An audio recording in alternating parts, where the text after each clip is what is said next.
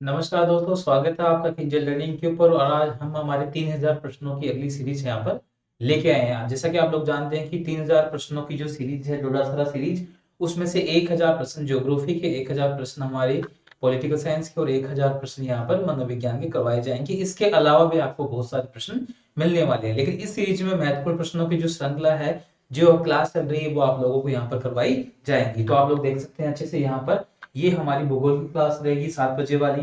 इसके अलावा जो लोग नए जुड़े हैं उन लोगों को बता देता हूँ अच्छे से कि किंडर लर्निंग आपकी एप्लीकेशन है। इस एप्लीकेशन को आप डाउनलोड करके रखेंगे। सबसे महत्वपूर्ण ये है कि इसमें आपको रीड से संबंधित काफी कुछ नया मिलने वाला है। क्या मिलने वाला है इसका आप लोग देख सकते हैं अच्छे से।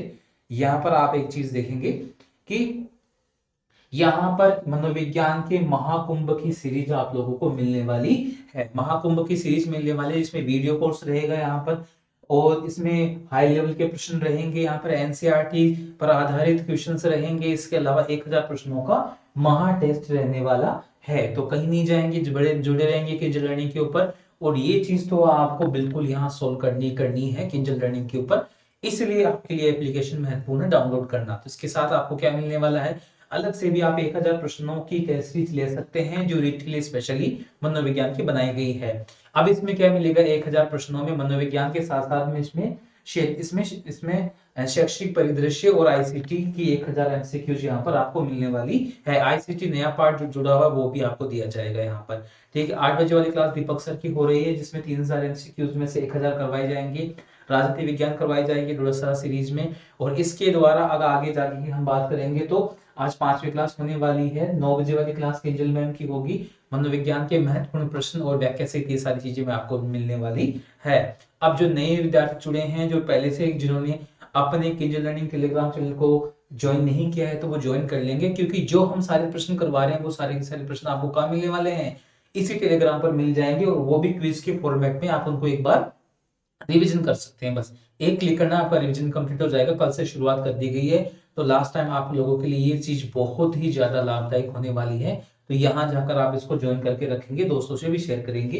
नीचे आप दोस्त देख सकते हैं, ये अपना फोन नंबर इसमें नंबर है, अपने टेली इसमें है, व्हाट्सएप नंबर है। इस पे आप मैसेज कर देंगे, आपको ग्रुप में जोड़ दिया जाएगा। आज लगभग जितने भी स्टूडेंट हैं जो नए जुड़े हैं, जिन्होंने ऐप डाउनलोड कर रखी है, सारे के सारे विद्यार्थी जो महत्वपूर्ण है जिन्होंने मैसेज किया, उनको इस ग्रुप में जोड़ा जाएगा। बिल्कुल, तो ग्रुप का नाम है यहाँ पर रीट 2000, इसमें रीट मेंस 2023 से, ठीक है, टारगेट वाले बैच में आपको वहां पर जोड़ा जाएगा। ठीक है, आगे चलते हैं। जो नए जुड़े हैं सब्सक्राइब करके रखेंगे। जल्दी से आगे बढ़ते हैं। सब्सक्राइब करने के बाद में दोस्तों से जरूर शेयर करेंगे। देखिए, आज की सीरीज में पहला प्रश्न क्या कह रहा है, देखो यहाँ पर क्रास का, और इसमें है कांकवाड़ी का पठार कहाँ स्थित है। कहाँ स्थित है, तो पहला ऑप्शन यहाँ पर सीता मेहता प्रतापगढ़ में, ठीक है, जम्मू रामगढ़ जयपुर में, या फिर रणथंभौर सवाई माधोपुर में, लास्ट में सरिस्का अलवर में। तो इनमें से हम प्रश्न देखेंगे, तो इसका आंसर देखो, क्रास का और काका, इसमें इसमें कांकवाड़ी का पठार कहां पर स्थित हो सकते हैं। पठारों से संबंधित अब तक हमने प्रश्न नहीं किया था, इसलिए सीरीज में ये प्रश्न लेके आए हैं।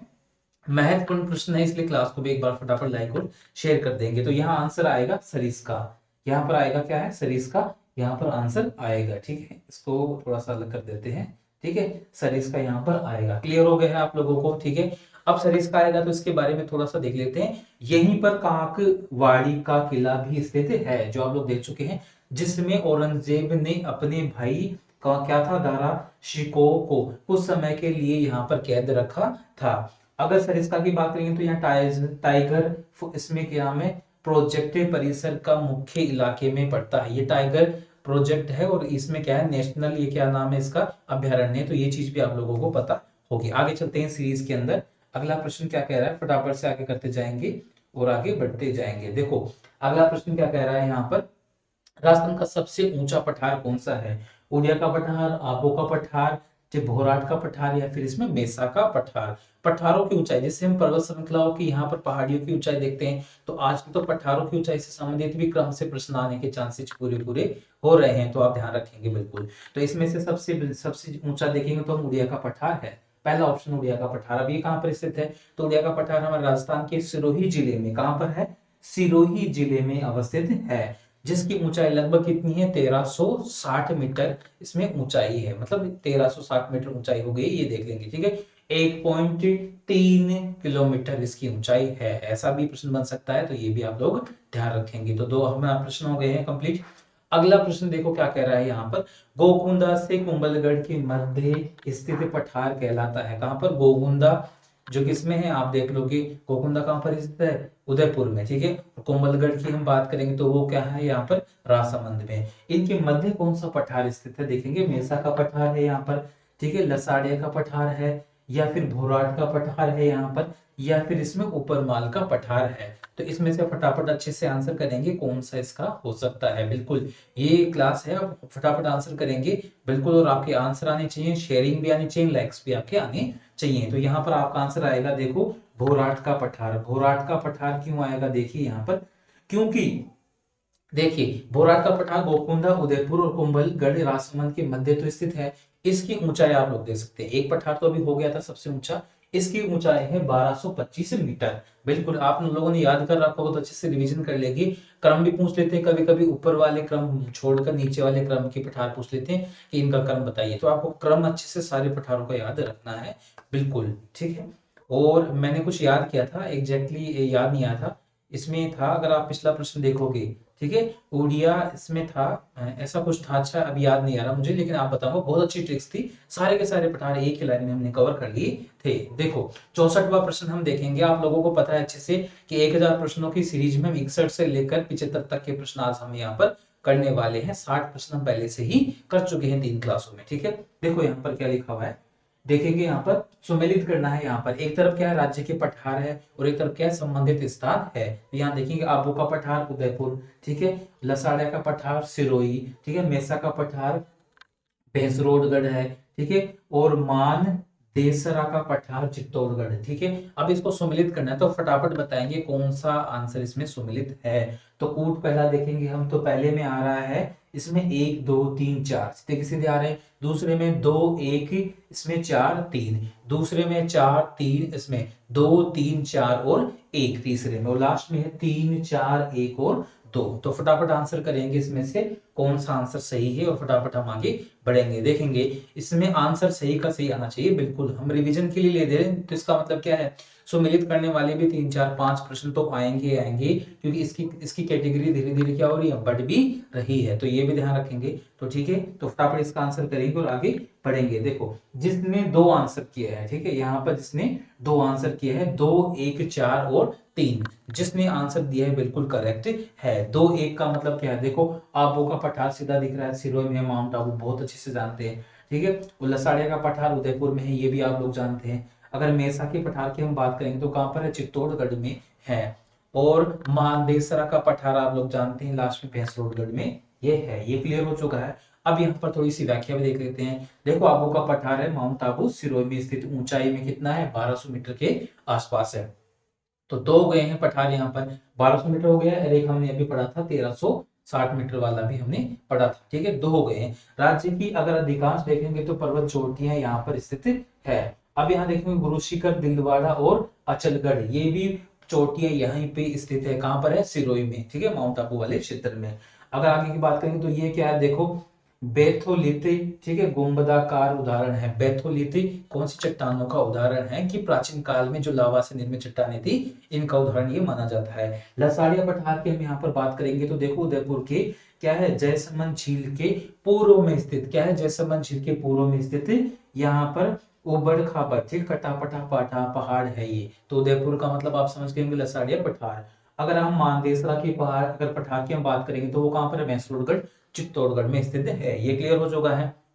आगे देखेंगे अगला 65वां प्रश्न देखेंगे, बेमेल युग्म यहाँ पर ज्ञात कीजिए। बेमेल युग्म कौन सा है, तो देखो केवलादेव राष्ट्रीय उद्यान की बात करेंगे तो क्या भरतपुर में है, ठीक है। माही वजह सागर बांध बांसवाड़ा में से स्थित है, या फिर अफीम की खेती के लिए अग्रणी जिला सीकर है, या फिर इसमें सेवन घास युक्त, ठीक है, विस्तृत क्षेत्र कहां पर है, जैसलमेर में है। तो इनमें से कौन सा सुमेलित नहीं है वो देखेंगे। बेमेल युग का मतलब सुमेलित नहीं है, सही नहीं है, वो हम यहाँ पर देखेंगे। तो फटाफट इनमें से आंसर करेंगे और आगे बढ़ेंगे। आज टाइम वेस्ट नहीं होगा, बिल्कुल आपके लिए प्रीमियर लगाई जा रही है।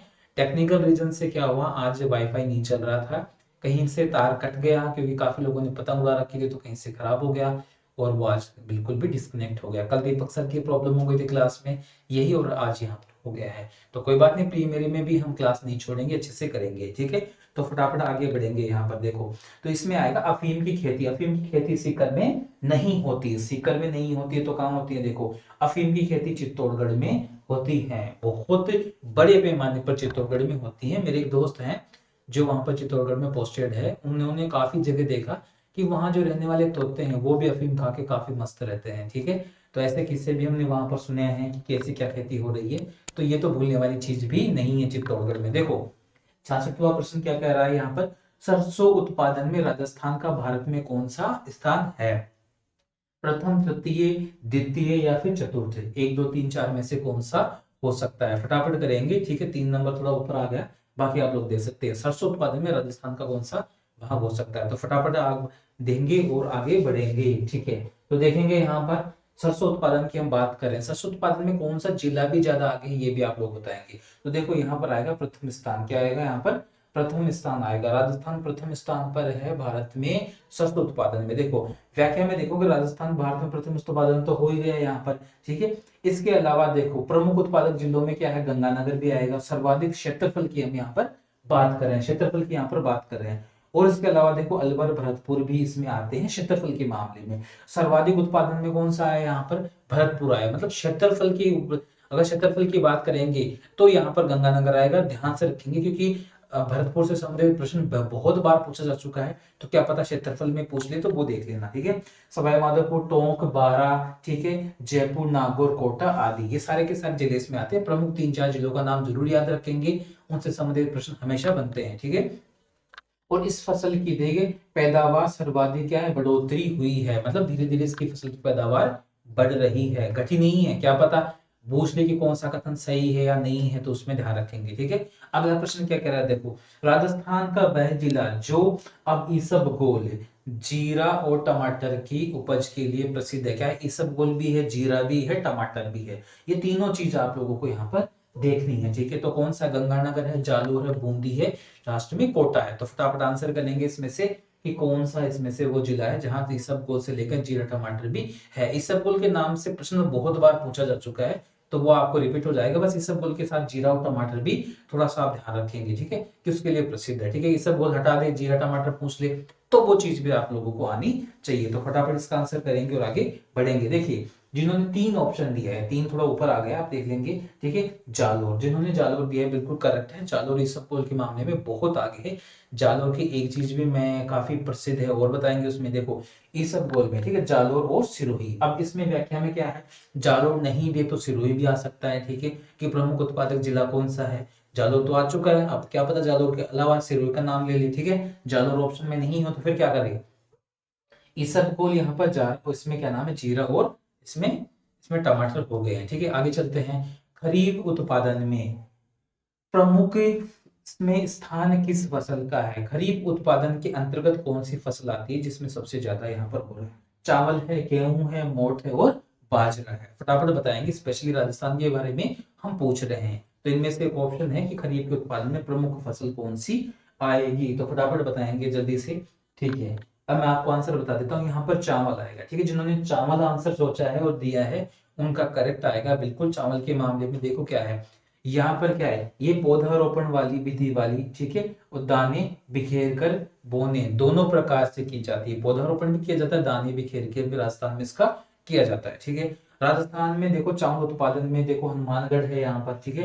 हनुमानगढ़ के अलावा बांसवाड़ा, डूंगरपुर, उदयपुर, कोटा, बूंदी और बारा, ये सारे के सारे जिले इसके उत्पादन में है। प्रमुखतः यहाँ पर अगर हम देखेंगे तो हनुमानगढ़, बांसवाड़ा, डूंगरपुर, इन जिलों का आप थोड़ा सा नाम याद रखेंगे। ये पहले ही 4 5 जिले जो हैं वो सबसे ज्यादा इंपॉर्टेंट है, ठीक है। तो ध्यान रखेंगे इनका। आगे चलते हैं। अगला प्रश्न क्या कह रहा है? देखो राज्य के सर्वाधिक क्षेत्र में पाई जाने वाली मिट्टी कौन सी? सर्वाधिक क्षेत्र में कौन सी मिट्टी पाई जाती है? यहाँ जो आंसर आएगा भारत के संदर्भ में भी वो आंसर दोनों के लिए करेक्ट है। देखेंगे यहाँ पर भूरी मिट्टी, जलोढ़ या फिर कछारी मिट्टी, ठीक है, बलुई या फिर रेतीली मिट्टी, या लास्ट में लाल दोमट मिट्टी।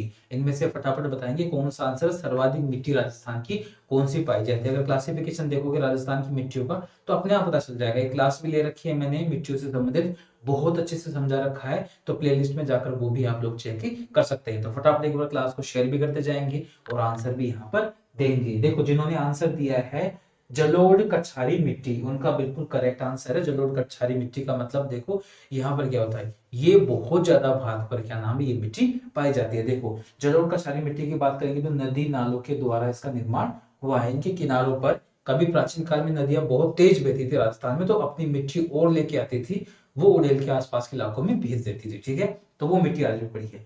मृदा में क्या है, चूना है, फास्फोरस है, ठीक है, अम्ल है, फास्फोरस अम्ल है, ह्यूमस की कमी पाई जाती है, ठीक है, इन चीजों की इसमें कमी पाई जाती है। और क्या है, इसमें मृदा बहुत अधिक उपजाऊ होती है, फसलों के लिए सबसे ज्यादा उपजाऊ ही ये मिट्टी होती है। तो ये प्रश्न मैंने तो भी आप कर सकते हैं। देखो नमी बहुत समय तक मौजूद रहती है, ऐसी मृदा में नाइट्रोजन और क्या है इसमें देखेंगे, देखो ऐसी मृदा में क्या है इसमें, देखो कार्बनिक लवण पर्याप्त मात्रा में भी होते हैं। बिल्कुल इस मृदा का रंग क्या है, कहीं लाल और कहीं पे पीला होता है, लाल और पीला जैसा भी रंग होता है, बाकी ये कम पूछते हैं, ठीक है। सामान्यतः मृदा क्या है, अच्छी उत्पादक हेतु प्रसिद्ध है, उत्पादकता के लिए प्रसिद्ध है काली ये मृदा, हम देख चुके हैं।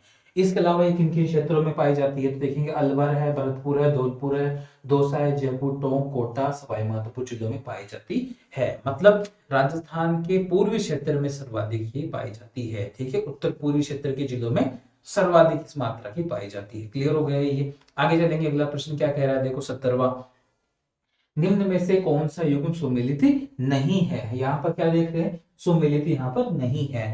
देखो रामगढ़ विजदारी अभ्यारण्य क्या बूंदी में है, ठीक है, और क्या बूंदी में नहीं है, नहीं है ना, वो देखना है।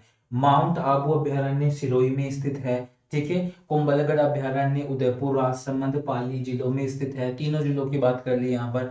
राष्ट्रीय चंबल घड़ियाल अभ्यारण्य चित्तौड़गढ़ में है। तो फटाफट इसका आंसर करेंगे कौन सा इसमें गलत है, फटाफट आंसर करेंगे और आगे बढ़ेंगे। बिल्कुल बहुत अच्छा प्रश्न दिया गया है, कुछ नई चीज सीखने को मिल रही है यहाँ पर। देखेंगे तो कौन सा इसमें गलत है वो आप लोग को बताएंगे, तो फटाफट बताएंगे इसमें से और देखते हैं कौन कौन ने किसने क्या आंसर दिया है। देखेंगे तो क्या प्रीमियर लग रहा है, फिर भी आप अच्छे से आंसर करेंगे, एक दूसरे के आंसर भी चेक करेंगे, ठीक है। तो कुंभलगढ़ हरियाणा इसमें अभ्यारण्य है, 3 जिलों में ये स्थित है, ठीक है। ये तो चीज हो गई, स्पेशली ज्यादातर किसमें आएगा, राजसमंद में ही आता है, अधिकांश हिस्सा राजसमंद में आता है, ठीक है। देखो यहाँ पर आएगा चौथा, राष्ट्रीय चंबल घड़ियाल, इसमें क्या है, चित्तौड़गढ़ में नहीं है। कहां पर स्थित है देखेंगे यहाँ पर, तो यह है कोटा बूंदी, ठीक है, कोटा स्पेशली कोटा का नाम आएगा, कोटा बूंदी सवाई माधोपुर करौली धौलपुर, यानी कि 5 जिलों में स्थित है स्पेशली। और इसका 3 राज्यों में, ठीक है, एमपी है यहाँ पर, राजस्थान है वो, यूपी है, यहाँ तक इसका विस्तार है। तो कहने का मतलब कितने राज्य हो गए, जिले हो गए अपने, यहाँ पर 5 जिले हो गए, कोटा बूंदी सवाई माधोपुर करौली और इसमें धौलपुर, ये तो अपने 5 जिले हो गए हैं। स्पेशली नदी कौन सी है, चंबल नदी है। और राज्य कितने हो गए अपने, 3 राज्य हो गए जहां से संबंधित है। ये तो ये भी अच्छे से आप क्लियर कर लेंगे। अगला प्रश्न क्या कह रहा है, देखो कांकवाड़ी का किला किस अभ्यारण्य में स्थित है। कांकवाड़ी का किला सरिस्का, सीता माता, जयसमंद और इसमें इसमें सवाई मान सिंह। फटाफट बताएंगे कौन से अभ्यारण्य में कांकवाड़ी का किला स्थित है। हालांकि ये हम थोड़ा सा पहले कर चुके हैं, तो आपको याद होगा बिल्कुल, जिनको याद नहीं है नए जुड़े हैं तो पहले तो इस लाइक कीजिए, सब्सक्राइब कीजिए फटाफट से और दोस्तों को भी शेयर कर दीजिए। और अब इसका आंसर करिए, इसका आंसर क्या होने वाला है, तो फटाफट इसका आंसर करेंगे बिल्कुल और आगे बढ़ेंगे। बिल्कुल देखेंगे, ये हम पहले कर चुके हैं, बिल्कुल एक व्याख्या में आ चुका है ये आंसर, सरिस्का में स्थित है। जिन्होंने देख रखा है उनको पता है अच्छे से, व्याख्या अच्छे से देखिए, उसको आंसर यहाँ पर मिल जाएगा। देखो व्याख्या में देखो, कांकवाड़ी का किला, ठीक है, सरिस्का अभ्यारण्य अलवर में स्थित है। अलवर जिले की हम बात करें, किले में देखो औरंगजेब ने अपने बड़े भाई दारा शिकोह को क्या किया था, कैद किया था, ये चीज देख सकते हैं। देखो सरिस्का अभ्यारण्य को 1978 में बाघ परियोजना में शामिल किया गया था, राष्ट्रीय नहीं सिर्फ बाघ परियोजना में शामिल किया था, बहुत अच्छे से ध्यान रखेंगे। उसमें सर्वाधिक देखो मोर, हरे कबूतर, ठीक है, और क्या है इसमें जंगली सुअर पाए जाते हैं। इन चीजों को भी आजकल पूछने लग गए हैं कथन में, इसलिए आप इसको थोड़ा सा देख लेंगे। 1980 में, ठीक है, बनने के 2 साल बाद में राष्ट्रीय क्या है इसमें उद्यान बनाने के लिए इसमें राज्य सरकार की ओर से अधिसूचना जारी की गई थी। 1980 की हम यहाँ पर बात करें। अभी तक राष्ट्रीय उद्यान का स्तर नहीं पा सका है, शायद पा चुका है, अपडेट कीजिए आप एक बार। ये प्रोसेस चल रही थी कि अभी इसको राष्ट्रीय उद्यान बनाएंगे, तो एक बार इस चीज को अच्छे से देख लेंगे। 1980 आप लोगों ने देख ही लिया, ठीक है। अगला प्रश्न देखेंगे हम यहाँ पर। अगले प्रश्न में क्या दे रखा है, देखो, राजस्थान वन्य जैव विविधता परियोजना, वहां क्या नाम है, राजस्थान वन्य जैव विविधता परियोजना। आया हुआ प्रश्न है, बिल्कुल वो चांसेस आने के, किसकी सहायता से प्रारंभ किया गया था, ठीक है। इसमें क्या है, स्वीडन की सहायता से, इंग्लैंड की सहायता से, विश्व बैंक, या लास्ट में है जापान। दिख नहीं होगा लेकिन कोई बात नहीं, जापान दे रखा है, तो जापान की सहायता से ये किया गया था या नहीं किया गया था, फटाफट बताएंगे। फटाफट 4 ऑप्शन मैंने बता दिए हैं। तो राजस्थान वन और जैव विविधता परियोजना किस देश की सहायता से शुरू की गई थी, फटाफट बताएंगे, ठीक है, जल्दी से। देखिए, जिन्होंने आंसर दिया है क्या है, जापान, ठीक है। जिन्होंने जापान आंसर दिया है सबसे नीचे है, उनका करेक्ट है, ये जापान की सहायता से शुरू किया गया था। और इसमें आर्थिक सहयोग जापान का था, और 18 जिलों में, ठीक है, अप्रैल 2009, 18 जिलों की हम बात की थी, 18 जिलों में अप्रैल 2009 से राजस्थान वानिकी जैव विविधता परियोजना आरंभ की गई थी। जिलों की संख्या जरूर ध्यान रखेंगे, 18 जिलों की यहाँ पर बात की गई है। देखो, इसका द्वितीय चरण, ठीक है, जायका, किसके नाम से, जायका के सहयोग से वर्ष 2011-12 में प्रारंभ किया गया था। कथनों में पूछ ले कौन सा कथन कौन कौन से सही है, तो वहां थोड़ा सा ध्यान रखेंगे। 2003 नाम ध्यान रखेंगे, 2011-12 भी याद रखेंगे, 18 जिलों का नाम याद रखेंगे। आगे चलते हैं अगले प्रश्न के ऊपर। राजस्थान में प्रथम जैविक उद्यान का नाम बताइए। बहुत इजी प्रश्न तो है, लेकिन नयों के लिए थोड़ा सा टफ हो सकता है। आया हुआ प्रश्न है, बिल्कुल गलत नहीं करेंगे। नाहरगढ़ है, वन विहार है, ठीक है, और शेरगढ़ है, या फिर आंकल है, फटाफट बताएंगे और जल्दी से इसका आंसर करेंगे, ठीक है। बताइए इसमें से किसका कौन सा आंसर है, बिल्कुल। और आगे चलेंगे फटाफट, बिल्कुल। जिन्होंने नाहरगढ़ आंसर दिया है उनका बिल्कुल करेक्ट है। नाहरगढ़ कहाँ पर है, जयपुर में स्थित है। नाहरगढ़ की पहाड़ियां, ठीक है, जयपुर शहर के उत्तर में स्थित है। एक प्रश्न ऐसा हमने पूछा भी था इससे संबंधित, ठीक है। और प्रथम जैविक उद्यान के यहाँ पर क्या नाम है, विकसित किया गया है। काला हिरण, ठीक है, और जंगली क्या है, भेड़, ठीक है, और पैंथर, या इसमें क्या है, इसमें इसमें शाहघोष आदि देखे जा सकते हैं। यहाँ पर ये सारे के सारे यहाँ पर मिल जाएंगे। जानवरों का भी स्पेशली थोड़ा सा ध्यान रखेंगे, आजकल क्या है पूछने लग गए हैं, सीधा का सीधा तोता, हरा तोता कहाँ पाया जाता है, ऐसी चीजें पूछ ले गए। जंगली सुअर कहाँ पाई जाती है, उड़ने वाली गिलहरी कहाँ पाई जाती है, तो ये भी पूछ सकते हैं कि जंगली भेड़ या पैंथर कहाँ पर पाए जाते हैं। काला हिरण, जंगली भेड़ कहाँ पाए जाते हैं। अब आप देखोगे काला हिरण तो आप सीधा सीधा पुराना मामला देखोगे, पश्चिमी राजस्थान सोचोगे, और जंगली भेड़िया और काला हिरण दोनों एक साथ पूछ लिए तो फिर आपको याद रखना पड़ेगा, क्योंकि ये काफी प्रसिद्ध है, ये चल रहा है आजकल ट्रेंड में, तो आप इसको देख सकते हैं बिल्कुल इसके बारे में, ठीक है। केवल देव राष्ट्रीय उद्यान प्रसिद्ध है, किस लिए प्रसिद्ध है ये देख लेंगे हम यहाँ पर। प्रवासी, या इसमें क्या नाम है, आवासी पक्षियों के लिए, ठीक है, बाघ संरक्षण के लिए, या फिर इसमें क्या नाम है, बायोस्फीयर रिजर्व के लिए, या फिर इसमें क्या है, कदम्ब के वृक्षों के लिए। फटाफट इसमें से आंसर करेंगे। केवला देव के बारे में आप बहुत अच्छे से पढ़ चुके हो, शुरुआत के बारे में भी थोड़ा सा, व्याख्या में भी नया कुछ देख लेंगे। फटाफट इसका आंसर करेंगे। देखिए, तो इसका आंसर जिन्होंने दिया है, जिन्होंने प्रवासी और आवासी पक्षियों के लिए दिया है, उनका बिल्कुल करेक्ट है। अब नई चीज क्या है, बहुत अच्छी चीज नई देखने को मिली मुझे, आज मैंने पढ़ा था कुछ नया मिला यहाँ पर। देखो, केवला देव नेशनल पार्क की हम बात करें यहाँ पर, तो ये क्या है, आकर्षण रंग बिरंगे पक्षियों का यहाँ पर क्या है, उन्मुक्त विहार है। बहुत सारे पक्षी नए नए मिल जाएंगे। हालांकि मैं घूमने गया था 2010 में, जब फर्स्ट ग्रेड लगी थी एग्जाम, तो सबके सेंटर अलग अलग आए थे, तो मैं भी मेरे दोस्त के साथ में गया था। तो चलो देख लेते हैं एक बार कि किस किस का क्या नाम है, किस तरीके से ये चीजें मिलेगी। तो घूम के आए तो वहां पर कुछ ऐसा मिला नहीं, क्योंकि पानी की बहुत कमी है, और कृत्रिम रूप से पानी के वहां पर बनाए जा रहे हैं थोड़े से छोटे छोटे पॉन्ड, ताकि ये जीव वहां पर इसलिए आ सके। तो सर्दियों में देखा था तो काफी देखने को तो मिल गया, बट वहां पर काफी कमियां थी। देखो, ये 400 देसी विदेशी पक्षी यहाँ पर पाए जाते हैं। कितने हैं, 400। हालांकि इतने तो मिले नहीं देखने को, वास्तव में गए थे तब, बट क्या नाम है, लगभग इतने पूरे साल में मिल जाते हैं। अब देखो, इसमें करीब 113 प्रजातियां शीत प्रवासी और 278, ठीक है, प्रजातियों के मानसूनी पक्षी पाए जाते हैं। मानसूनी पक्षी यहाँ पर ज्यादा पाए जाते हैं। तो मैं तो गया था सर्दियों में, तो मुझे तो कम देखने को मिलेंगे, 113 है इसलिए, ठीक है। और साइबेरियन क्रेन जो सबसे ज्यादा इसके लिए फेमस है, वो यहाँ पर मुख्य आकर्षण का केंद्र होता है। वो तो एक साल में एक बार जरूर आता है, लेकिन सर्दियों के समय यहाँ पर स्पेशली वो आता है। ठीक है, झील में जल, ठीक है, जल मानुष मतलब उदबिलाव भी निवास करते हैं। उदबिलाव होते हैं, छोटे से होते हैं, जैसे अपने चूहे होते हैं, एक तरीके से बड़े चूहे जैसे लगने वाले होते हैं, वो इसमें यहाँ पर पाए जाते हैं। तो ये आप लोग थोड़ा सा देख सकते हैं कि उदबिलाव जैसी जगह है। साइबेरियन क्रेन के बारे में तो प्रश्न आ चुका है, देख सकते हैं। अगला प्रश्न देखेंगे और अंतिम प्रश्न है यहाँ पर, कोई भी गलत नहीं करेंगे। एचा नामक घास पाई जाती है, बहुत अच्छा नाम है एचा। ठीक है, तो यहाँ पर कहाँ पर पाई जाती है बताइए? इसमें मरुद्यान में पाई जाती है, सरिस्का में पाई जाती है, या फिर इसमें केवलादेव में पाई जाती है, या फिर इसमें दर्रा में पाई जाती है? फटाफट बताएंगे कि कहां पर पाई जाती है एचा नामक घास पाई जाती है। तो फटाफट इसका आंसर करेंगे और गलत भी नहीं होना चाहिए। तो देखते हैं कहां कहां पाई जाती है, आप लोग देखेंगे फटाफट। हाँ, 1, 2 और 3 इसमें क्या नाम है, थोड़े ऊंचे नीचे हो गए हैं, तो आप थोड़ा सा देख लेंगे। ठीक है, 2 नंबर पर केवलादेव है और सर इसका 3 नंबर पर है। तो फटाफट इसका आंसर करेंगे और आगे बढ़ेंगे, जल्दी से आंसर करेंगे। देखिए, इसका नाम है केवलादेव। केवलादेव के बारे में अभी हमने जिस पढ़ा था। ठीक है, तो केवलादेव जो भरतपुर में स्थित है, पक्षी विहार, वहां पर ये एचर नामक घास पाई जाती है। अब इस एक घास की खासियत क्या है? बहुत अच्छी नई चीज मुझे देखने को मिली। ये घास ऐसी है कि इसमें पक्षी घुस जाते हैं गलती से तो फंस जाते हैं, फिर वो मर जाते हैं। तो बहुत सारे पक्षी इसमें फंसकर मर जाते हैं, इसलिए ये घास क्या नाम है, काफी चर्चा का विषय रही थी। देख सकते हैं यहाँ पर, देखो यहाँ पर ऐसा नामक घास क्या है, इसमें फंसकर सर्वाधिक पक्षी मरते हैं। सर्वाधिक पक्षी मरने का कारण वहां पर ये फंस जाते हैं घास में कुछ खाने के लिए, छोटे मोटे कीड़े मकोड़े, और बाहर नहीं निकल पाते हैं, क्योंकि ये घास उनको इस तरीके से होती है कि ये बाहर निकल नहीं सकते एक बार घुसने के बाद। तो कभी जाओ सर इसका, तो ये जरूर आप लोग देख के आएंगे बिल्कुल दोस्तों।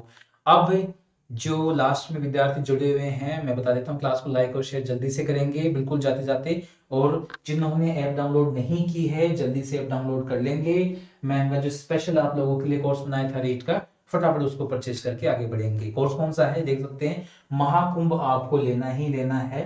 और वीडियो कोर्स है, हाई लेवल क्वेश्चन है। हाई लेवल क्वेश्चन पहली बार लिए गए हैं, वीडियो कोर्स तो सेकंड ग्रेड में भी था और इसमें भी मिल जाएंगे बिल्कुल। जिन्होंने पहले परचेज कर रखा है सेकंड ग्रेड का, उनको स्पेशली इसको लेने की जरूरत नहीं है, क्योंकि उनके पास पहले से ये मिल जाएगा। ठीक है, हम उसी में एड ऑन कर रखा है, तो आपको कहीं जाने की जरूरत नहीं है, क्योंकि सेकंड ग्रेड में मैम की किसी कारण से तबीयत खराब थी तो क्लास नहीं हो पाई, और अब क्या नाम है वो ही चल रहा है। तो जिन्होंने ले चुके थे सेकंड ग्रेड का, उनको फ्री ऑफ कॉस्ट वैसे की वैसे सारी चीजें मिलने वाली है। जिन्होंने नहीं लिया वो जरूर ले, क्योंकि अब कुछ टाइम बाद में इसकी प्राइस बढ़ जाएगी, तो अभी ले ले। एनसीईआरटी वाले और 1000 प्रश्नों का महाकुंभ यहाँ पर आपको मिलने वाला है। अलग से भी आप 1000 प्रश्नों का ले सकते हैं, और 1000 प्रश्नों की सीरीज में आपको क्या मिलने वाला है, मनोविज्ञान के अलावा शैक्षिक परिदृश्य और आईसीटी वाला जो है पार्ट, वो यहाँ पर आप लोगों को मिलने वाला है।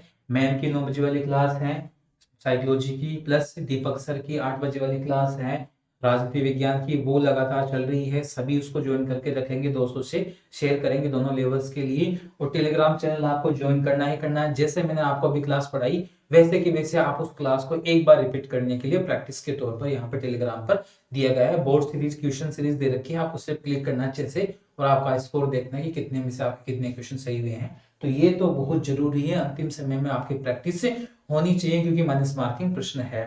और ये हमारे फोन नंबर है, यहाँ पर आप मैसेज कर दीजिए, आपको जल्दी ही ग्रुप में जोड़ दिया जाएगा। काफी विद्यार्थियों को जोड़ चुके हैं, कुछ विद्यार्थी बाकी, उनको जोड़ दिया जाएगा। ठीक है, जो नए जुड़े हैं चैनल को सब्सक्राइब करके रखेंगे, बिल्कुल दोस्तों से भी शेयर करेंगे, बिल्कुल लाइक कमेंट और शेयर करेंगे। क्लास में कमेंट जरूर करेंगे, कमी है तो हमें बताइए कि सर ये कमी है, दूर कर दीजिए। अच्छी लगे तो हमें अप्रिशिएट जरूर करें, दोनों चीजें होनी चाहिए, ताकि हम और बेहतर आप लोगों के लिए करके लेके आए। बाकी हमारा प्रयास है कि आपको और अच्छे से दिया जाए। जैसे पिछली रेट में बहुत ज्यादा विद्यार्थियों का सिलेक्शन हुआ था, वैसे इस बार ऑनलाइन क्लास से हमारा सिलेक्शन पक्का है। हम चाहते हैं आप लोगों का सबका सिलेक्शन हो। तो दोस्तों, हमेशा मैं कहता हूँ, बड़ों का सम्मान कीजिए, छोटों को भी बहुत प्यार दीजिए, जीवन में हमेशा पॉजिटिव रहिए, कभी भी नेगेटिव नहीं होना है, सफलता आपके कदम छूने वाली है। तो दोस्तों, 7 बजे वाली क्लास में एक बार फिर से मिलते हैं कल। इसी सीरीज के अगले प्रश्न 70 कितने 76 से लेकर 80 तक के प्रश्न करेंगे हम, और जल्दी से 1000 प्रश्नों वाली श्रृंखला खत्म करके नए सब्जेक्ट और करंट अफेयर्स के भी आपको लास्ट में प्रश्न जरूर करवाए जाएंगे। दोस्तों, तो कल क्लास में मिलते हैं, तब तक सभी को शुभ रात्रि, गुड नाइट।